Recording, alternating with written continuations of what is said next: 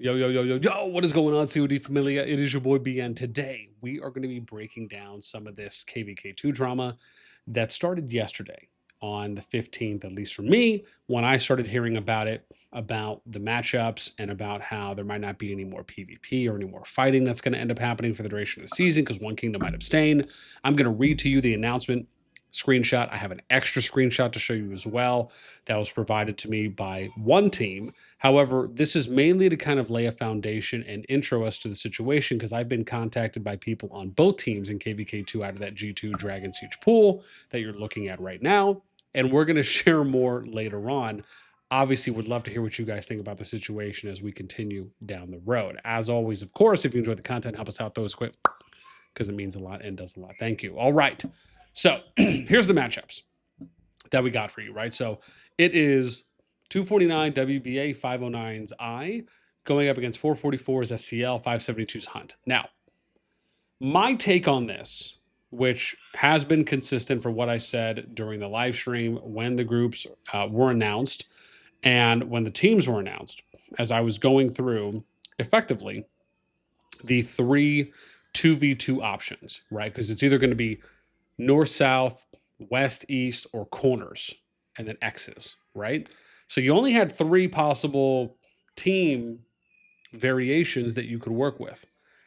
Given that, the matchup, again, as I always say, with prefacing appropriately, on paper, this matchup was the one that I liked the least, right? So this would have been my number 3 option. I thought that there was 2 better options than this. And I said that as well.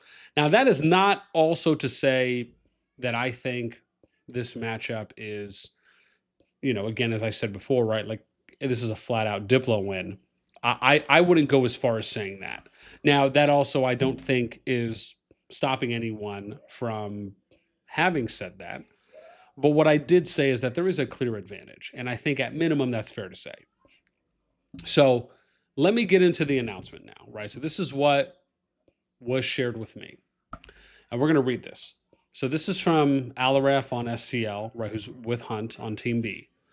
Our alliance officers are not satisfied with the current diplomatic situation involving WB and I. It has become clear that it is extremely difficult to meaningfully drain high power Kraken accounts when members are no longer able to commit the enormous amount of resources required for healing after pushing greatest heights. With the time between now, again, right, let's compare to be fair, right? So we can kind of go this line by line.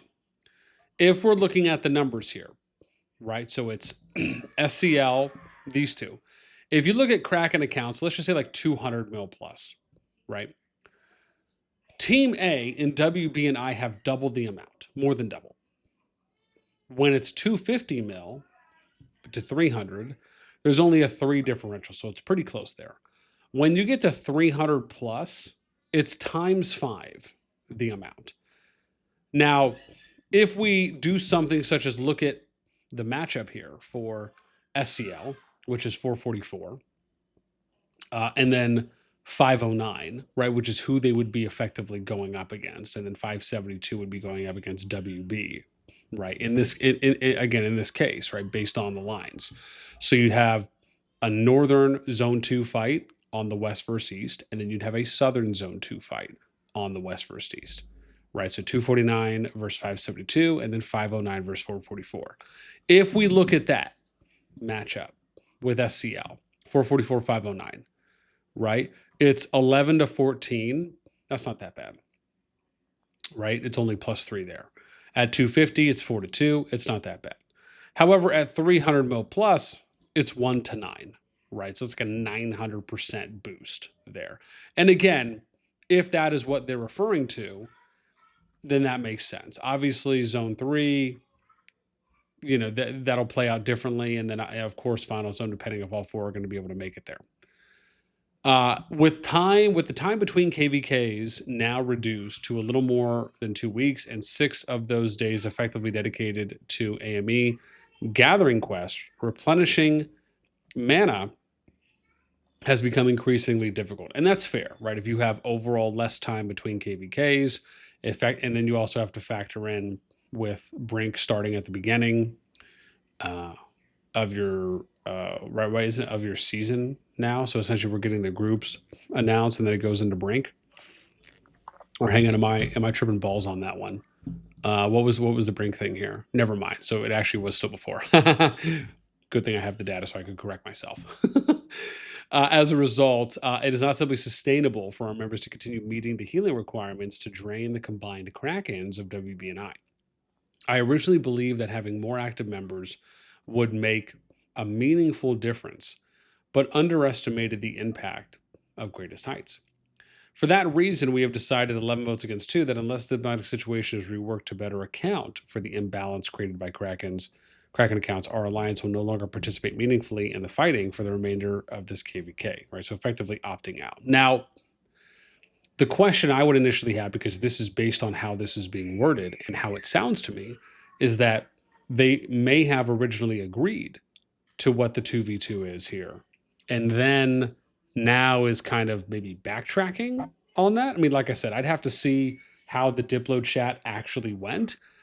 Did SCL and Hunt agree to the 2v2 where WB was going to team up with I? Were they left with no choice? Again, we've heard rumors and rumblings that WB and I basically were only ever going to team up with themselves and that they were not considering doing anything else but that, kind of leaving SCL and Hunt, left kind of holding the stick or sticks in this case.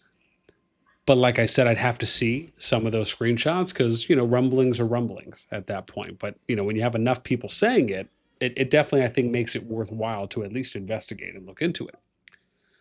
We will continue fighting in Hunt's zone if Hunt wishes to do so for the enjoyment of it, but we will abstain from fighting in the I zone and Dragon Zone. From our perspective, the outcome there is already decided, and it makes little sense to further deplete our mana reserves while Kraken accounts can recover using their free daily elixir.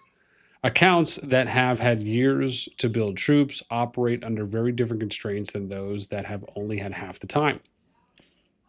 I mean, to be fair, on that last line, you're not wrong, right? I mean, especially if you're able to have a near maxed account, or you have, maybe more prioritization and kind of what you're efficiently running.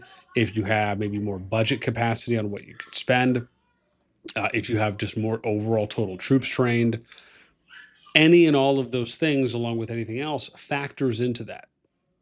And it means that, you could arguably have someone that's at the same power level as you. Like you could have two people at 300 mil power, but they each have different spending caps. They can each sustain at maybe for different intervals, different lengths and periods of time, right? You could have one person who's maybe spending, just to give, I'll just throw an example out there, right? If you have two 300 mil accounts, you could have like one person spending $1,000 a month and maybe someone else spending $5,000 a month, right? The capabilities of those two accounts will be different. And so, and again, it's kind of a simplified way to approach it. But you understand the gist of it, which is, again, I think to this point, it is accurate. The challenge is that it can be difficult to quantify that based on what kind of public data we have, unless you do like really deep tracking on individual players and you look at them across multiple seasons and see, how much are they healing for on average, how much are they gathering, how quickly are they repowering up. I mean, there are metrics you can look at, but you would kind of, I would imagine, have to fine tune some kind of a tool or go back and do tracking on individual players to kind of get those averages, which would be kind of dope to do. Finally, the mechanics of this season have only fueled our decision. Citadels are harder to capture from Darklings than from actual players. The server performance has been consistently riddled with bugs, and the constant movement of players between disbanded and into new formed alliances has made information security impossible, along with any attempt to organize coordinated surprise attacks is quickly undermined as information spreads almost immediately. Either way. And I think, again, when you have situations like that, where this to me feels like this line partly is speaking to the fact that there's just way too many shells being utilized. It would almost be more efficient and nice if you could just have, one or two main fighting shells and that's all that you need. And there's not this reason, behind having to have multiple shell usages that we've been seeing has felt like it's only been increasing more and more and more over the last couple seasons. So yeah, I mean, I think most people are pretty aligned in that, especially for what we heard from the last Hall of Kings, or not last one, but I think it was a few ago, where people were advocating for saying, well, hey, maybe we just only need 2 alliances per kingdom to start, test that out for a season, see how that plays out. Either way, we started with the back foot in this season thanks to earlier diplomacy. And this is not a decision we made lightly, and we fully expect it to backfire thanks to the propaganda machine of some players, but we understand that's the best decision we can make in an attempt to bring balance back to this KvK. Shall the diplomacy be reworked? SCL is prepared to go in full war mode again. I mean, so look, man, it sucks, right? I mean, this is KvK 2. I put KvK 1, 2, 3 pretty much kind of all in a similar basket with, you could maybe extend that to 4 and 5 to some degrees, but I think when you look at KvK 1, 2 and 3 are a lot more closer, right, than KvK 1 and 2 are. But you're still looking at your top 3 KvKs, and no matter what, even if it was in a lower KvK, it's still disappointing when you hear stuff like this where the sucky part about it is that this is not the first time. It almost feels like this has been happening more and more. Some of you might remember I did a video a while back where I talked about some of my worries about how kingdoms could ultimately start deciding to abstain and remove themselves from participating in zones as a way to potentially force matchup changes or to get themselves out of a tricky situation, or even just stick it to the other side because they just don't like what they're doing, right? Like I think most recently in KvK 1, you heard that, what was that last season between IMFS and YSS, where what were all those rumblings that IMFS wasn't going to do any attacking, wasn't going to give YSS the time of day, wasn't even going to try and defend. They were just going to let them kind of run through, I think, their zone 3 territory, not give them any zone 2 fights, and basically just drown them out with boredom right at that point.